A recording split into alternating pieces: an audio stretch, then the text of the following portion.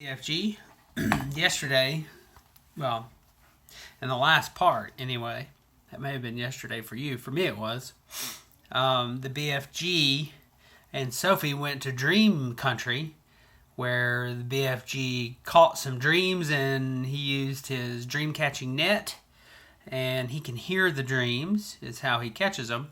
He caught a golden fizz wizard, which is a good dream, and he also caught a troggle humper, which is a bad dream, a nightmare. So in this part today, we're going to learn about a troggle humper for the flesh lump eater. That's the name of the chapter. So here we go. They is always having 50 winks before they go scumpering off to hunt human beings in the evening, the BFG said. He stopped for a few moments to let Sophie have a better look. Giants is only sleeping every then and now. Not nearly as much as human beings. Human beings is crazy for sleeping. Is it ever occurring to you that a human being who is 50 is spending about 20 years sleeping fast? I must admit, that never occurred to me, Sophie said. You should allow it to occur to you, he said. Imagine it, please. The human being who says he is 50 has been fast asleep for 20 years and is not even knowing where he is, not even doing anything, not even thinking. It is a funny thought, Sophie said. Exactly. So what I was trying to explain to you is that a human being who says he is 50 is not 50. He is only 30. Well, I'm 8, Sophie said. You may think you is 8, but you has only spent 4 years of your life with your little eyes open. You was only 4, and please stop higgling me. Titchy little snapper whippers, you think you should not be higgling around with an old sage and onions who is hundreds of years more than you. Well, how much did giants sleep? Sophie asked. That is never wasting much time snozzling, BFG said. 2 or 3 hours is enough. Well, when do you sleep? Sophie asked. Even less. I was sleeping only once in a blue baboon. Sophie, peeping out from her pocket, examined the 9 sleeping giants. They looked even more grotesque now than when they were awake. Sprawled out across the yellow plain, they covered an area about the size of a football field. Most of them were lying on their backs with enormous mouths wide open. They were snoring like foghorns. Their noise was awful. Suddenly, the BFG gave a jump in the air. By gum frog!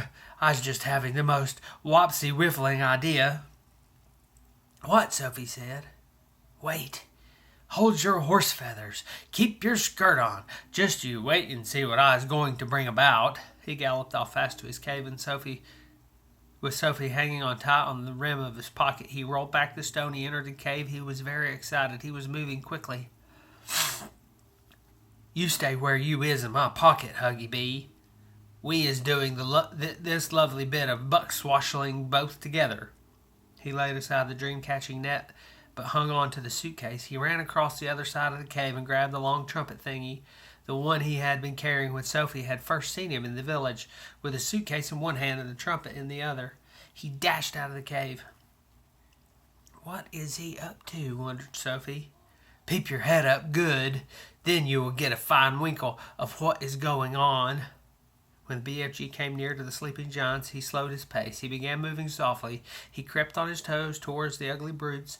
They were still snoring loudly. They looked repulsive, filthy, diabolical. The BFG tiptoed around them. He went past the gizzard gulper, the blood bottler, the meat dripper, the child chewer. Then he stopped. He reached the flesh lump eater. He pointed at him. He looked down at Sophie and gave her a wink. He knelt on the ground and very quietly he opened the suitcase. He took out of it a glass jar containing the terrible nightmarish troggle humper. At that point, Sophie guessed what was going to happen next. Ouch, she thought. This could be rather dangerous. She crouched lower in the pocket so that only the top of her head and her eyes were showing. She wanted to be ready to duck out of sight very fast should anything go wrong. They were about 10 feet away from the flesh lump eater's face. The snoring, snorting noise he was making was disgusting. Every now and again, a big bubble of spit formed between his 2 lips, and then it would burst and splash and cover his face with saliva. Taking infinite care, the BFG unscrewed the top of the glass jar and tipped the squiggling, squirming, faintly scarlet trogglehumper into the wide end of his long trumpet. He put the other end of the trumpet to his lips. He aimed the instrument directly at the flesh lump eater's face. He took a deep breath, and he puffed out his cheeks. He blew. Sophie saw a flash of pale red go darting towards the giant's face. For a split second, it hovered above his face. Then it was gone. It seemed to have been sucked up the giant's nose, but had it all happened so quickly, Sophie couldn't be sure. "We had better be skittling away, quick, to where it is safe," the BFG whispered.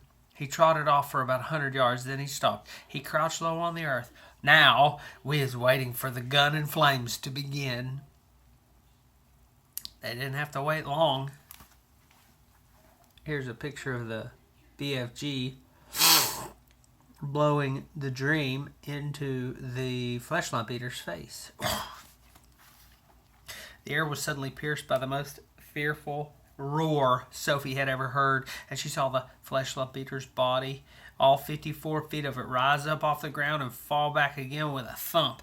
Then it began to wiggle and twist and bounce about in the most violent fashion. It was quite frightening to watch. "Yow!" roared the flesh lump eater. "Ah!" "He's still asleep," the BFG whispered. "The terrible troggle-humping nightmare is beginning to hit him.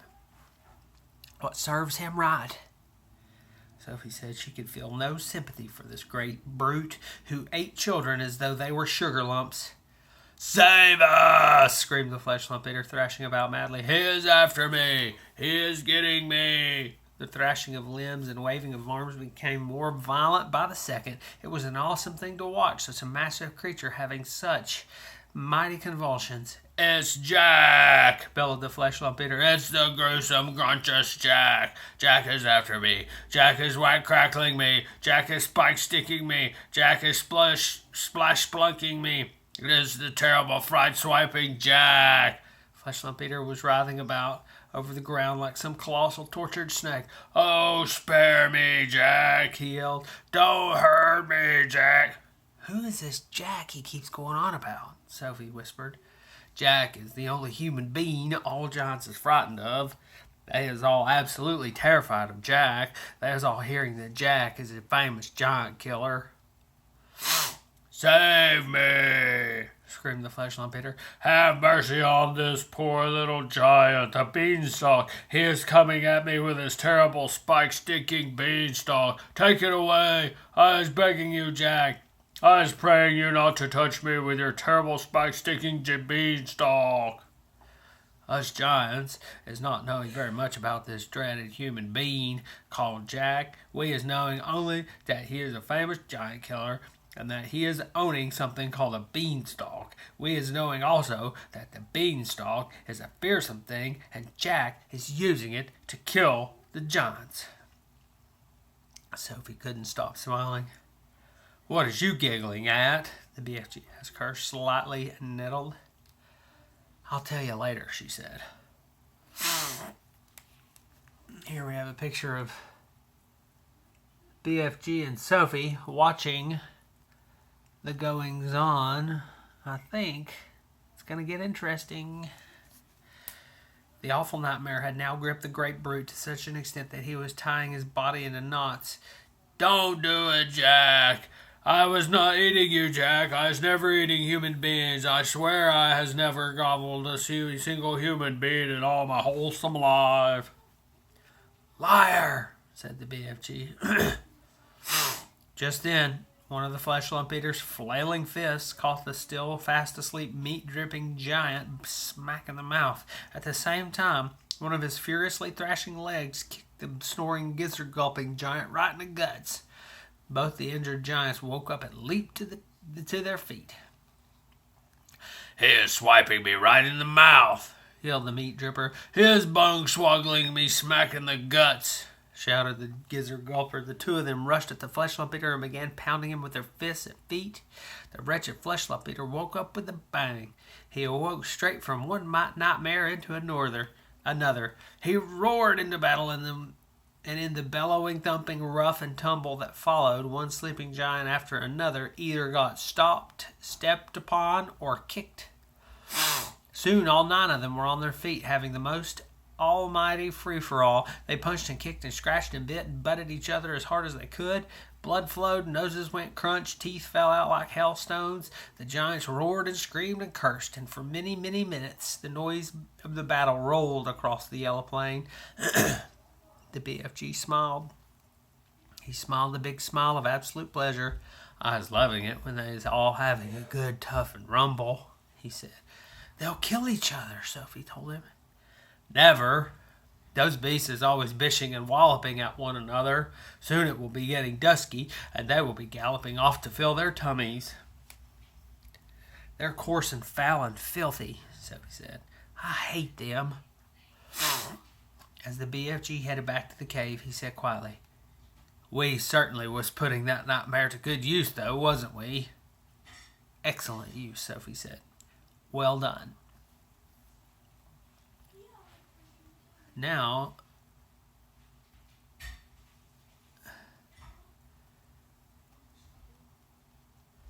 this next chapter is called Dreams, and we will start there next time. It's quite a long chapter, so we will pick up in the next one. See ya.